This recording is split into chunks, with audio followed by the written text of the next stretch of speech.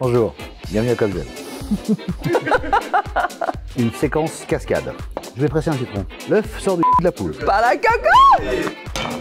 Elle a fini les cookies. Délicieux. Vraiment très très bon. Je m'étonne moi-même.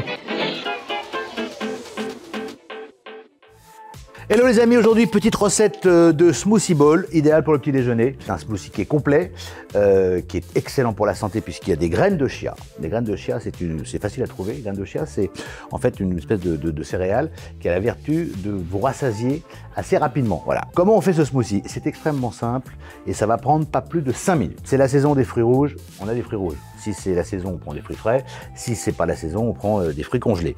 On a besoin d'un petit suisse, on a besoin de pistaches pour le topping. On a besoin de cornflakes, mais des cornflakes naturels sans sucre, brut de décoffrage. Un petit peu d'eau chaude pour réhydrater la graine de chia et un petit peu de sucre vanille. Voilà, ça c'est pour les ingrédients. Et puis bien sûr, il faut un blender.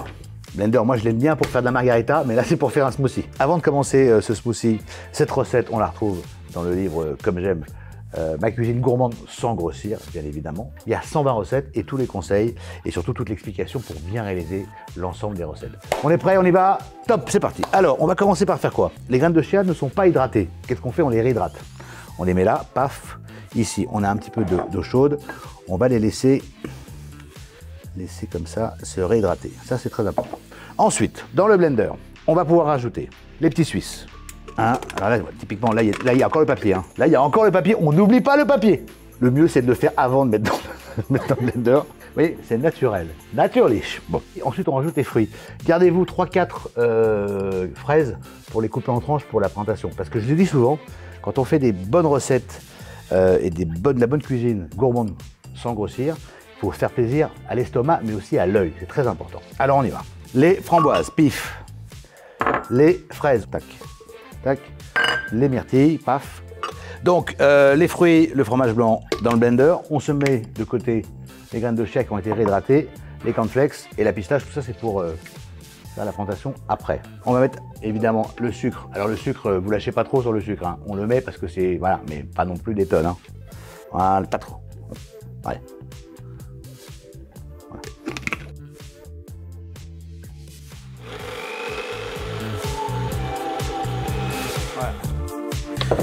Hop, tac, tac.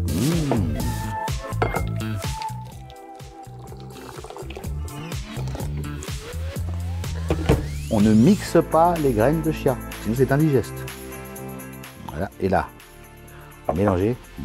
Et en plus, c'est super bon. Hein. Voilà.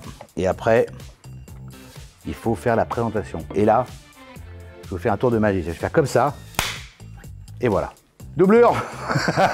Donc, je vous le disais, une fois que votre smoothie a été mélangé avec les graines de chia qui ont été réhydratées, on va dresser. Je le dis souvent, mais c'est très important.